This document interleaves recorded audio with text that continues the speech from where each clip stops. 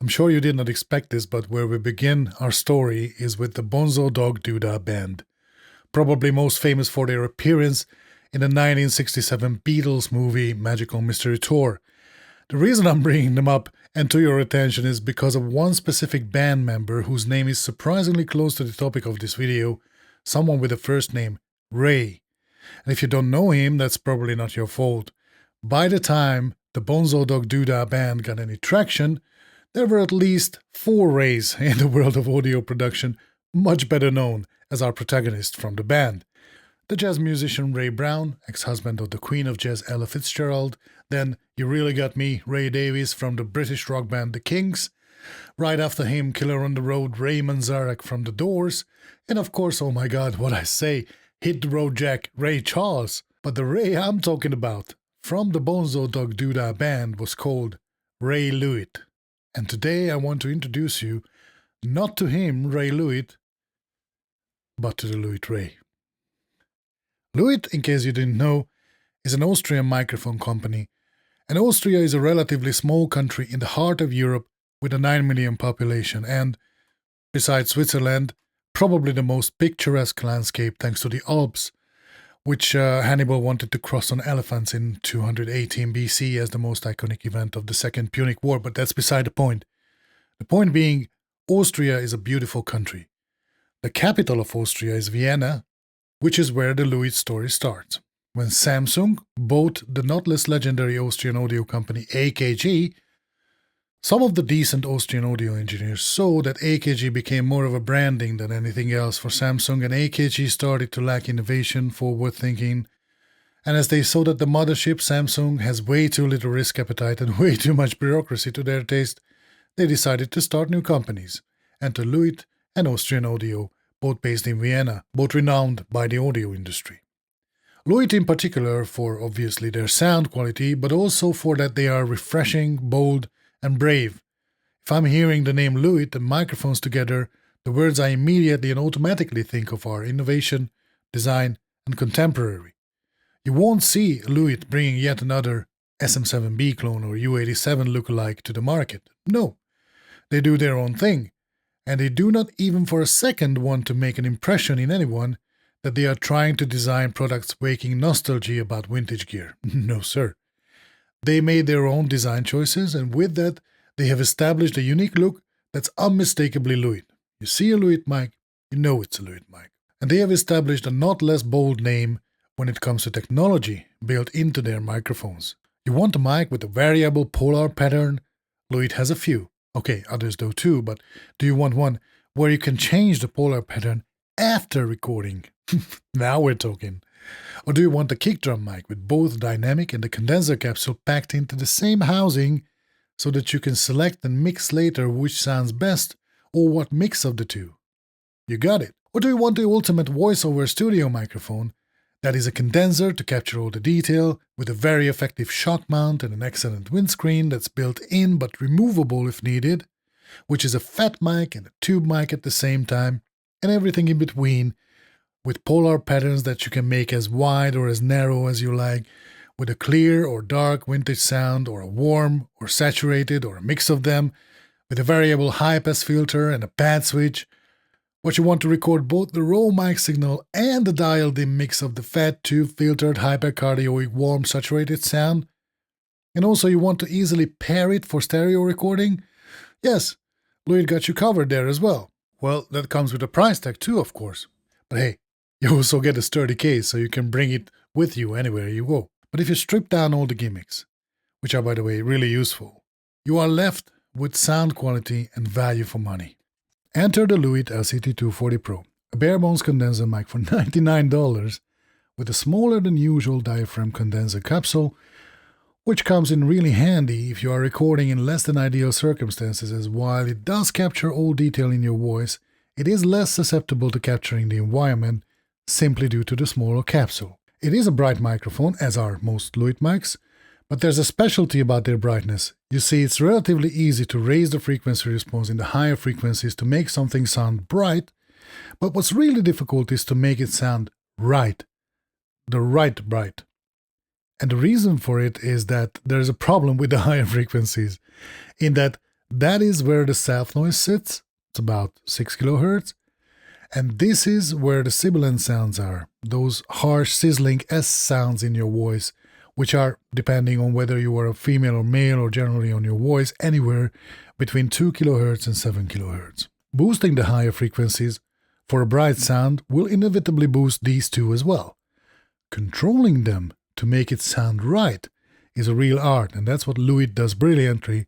It controls self-noise very well, just as sibilance, while being a really bright and articulate microphone. So now we've seen that Lewitt is capable of delivering both cutting-edge technology for a lot of money and fantastic yet bare-bones microphones with an amazing sound in the very affordable range. But what if you're looking for something in between? Like you want a big 1-inch condenser for full detail and rich low-end, but you also would like to see some of the useful and innovative features that you otherwise wouldn't see anywhere else. Behold the Lewitt RAY, which from the back looks like the 440 Pure, the 1-inch diaphragm version of the aforementioned 240 Pro, which comes in with all accessories like a shock mount and a magnetic pop filter and a carrying pouch for $269. In a sense, the Lewitt RAY starts as a 440 Pure. It has the same dimensions, the similar capsule, the same accessories sold with it, only it's $80 more expensive with an MSRP of $349. So what justifies the price difference? Well, the front size of it does. This screen shows you what is, according to Lewitt, the first microphone with autofocus for your voice, although for me it's more reminiscent to the adaptive cruise control in my car. Technically, Lewitt's wording is closer to the truth, but come on, it just looks like the adaptive cruise control, doesn't it? Because what it does is a godsend for beginners or hyperactive podcast guests. No matter where you position yourself from the microphone, it will keep a consistent sound level. If I get further away, my signal does not get dropped. I get closer, I won't suddenly clip. As a collateral advantage, it also eliminates proximity effect should you get too close to the mic. Lewitt calls it the Aura technology, which they've built into the Ray, that allows it to do all this. Some of you may recall that Shure tried to implement a somewhat similar capability into their Motive desktop app, where you can set if you are positioned close to the mic or far from it, but it cannot possibly work nearly as effective as this does. First of all, because the Lewitt RAY does not exclusively rely on the audio signal to determine the right level, and also the Ray does not need a computer to work. Consequently, it also not dependent on the processing power of said computer, and therefore there's virtually no latency in the processing. There's an infrared sensor on the front of the mic to judge your distance, and also the processing is built right into the microphone.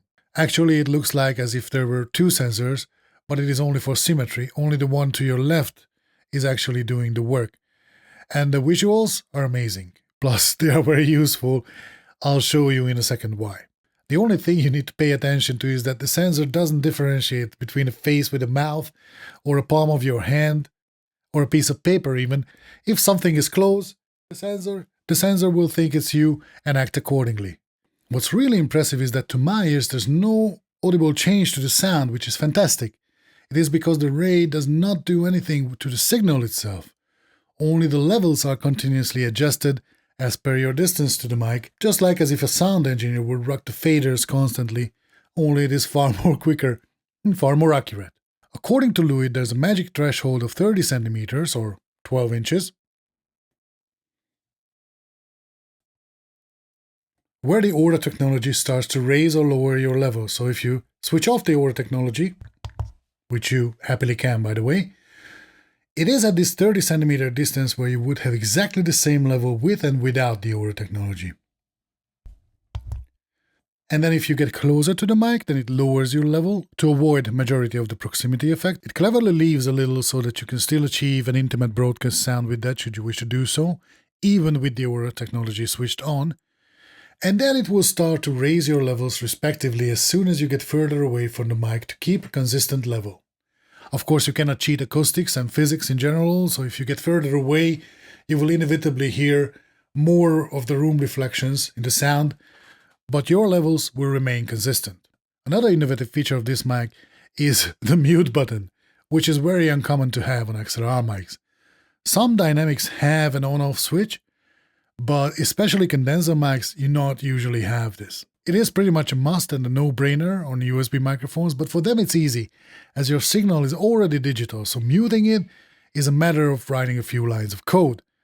But with the XLR mics, you would need to mechanically cut off the analog signal, which normally causes a strong clicking or popping sound. Avoiding this was, according to Lewitt, a real engineering challenge, and the trick they use is that upon pushing the mute button, the ray gently fades out the signal and then cuts it off, and when it's unmuted it'll do the reverse. So you will have the signal fading in rather than immediately coming back at full level. So yes, the Lewitt RAY has a physical mute button, which is awesome. If you want to have a physical mute button for your XLR mic, it will cost you anywhere between $60 and $120 and some extra cabling, so this alone would justify the higher price tag on the Lewitt RAY compared to the 440 Pure. But the real magic happens when you combine these two innovations, the Aura technology and its adaptive cruise control capability and the muting option built into the microphone. What you get is mute by distance, and I could not stop playing with it ever since I got this microphone for testing. You can set a certain distance on the mic. It is much easier to witness than to explain it. I just need to move it away from my... It gets muted. What you do to activate it is that you hold down the mute button until it starts to blink, and then you move away from the microphone until you reach a distance when you would want it to mute itself. Just like when you're setting up adaptive cruise control in your car. You see a red bar indicating the distance you are about to set. When you are happy with it, hold still and it will set it as the auto mute distance. And when that's done, look at what you can do. Now I'm talking into the mic, but I turn it away, turn it back, and then you can hear me again. So I just need to turn it away and it will mute itself. Magic. Oh, and should you prefer not to use the autofocus on your voice, you can switch off the Aura technology, but the mute by distance will still work. Black magic. Actually, matte black magic. By now you're probably also with me on why I started this video with the words I associate Lewitt with: innovative, design and contemporary. This is a bold and, to my taste, badass looking microphone with such innovative features and technology built into it that is unmatched yet anywhere else. It is unmistakably a Lewitt microphone, and to round it up, it comes with a leather pouch with a slight padding on it, a shock mount, a pop filter that's magnetically attaching to the shock mount and matches the design of the microphone. It is effective yet not obstructive. It just looks like organically a part of the whole design, and most importantly for people who have this on camera and in the shot, it won't block your face like some usual windscreens do.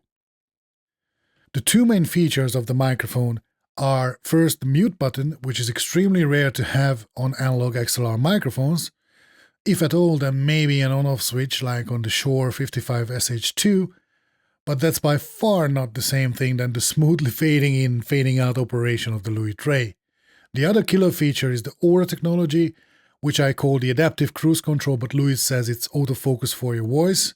No matter how close or far you get from the mic, your levels will remain consistent within the boundaries of normality, of course. This is really practical when used by untrained podcast guests who do not have a lot of mic technique, but also for acoustic guitars, where you don't need to fixate yourself in a certain distance and position from the microphone to get a consistent recording. Replace acoustic guitar with anything applicable like a saxophone would also be something benefiting from this. And then you can combine the two technologies, Aura and mute, and get mute by distance, which is really magical. Just get yourself or the mic off axis and it's muted. Get it back into position and it's unmuted. Unbelievable. Overall, it is a jaw-dropping package from Lewitt at a low mid-range price, which I think is still fair considering the accessories you get with the mic, and most importantly, the technologies that you get with it. Talking about technologies, it took me a while to figure out what these rather large cutouts on the box of the microphone are there for, even though there is a not so subtle hint to it right on the first page of its documentation. Apparently, there's no point in having them until you realize that the box needs to be turned to reveal the circle-shaped holes on it, which, if you align them with the cutouts and run an extra cable through them and through the box, don't ask me why I put back all the documentation on inner parts of the box that came with it, you surely don't have to, So it turns out that the XLR port of the Lewitt RAY also fits perfectly into this hole, and there you go. You have an instant mic stand, which you can use both sideways and upright as well. Ingenious! With that, thanks for watching, and bye for now.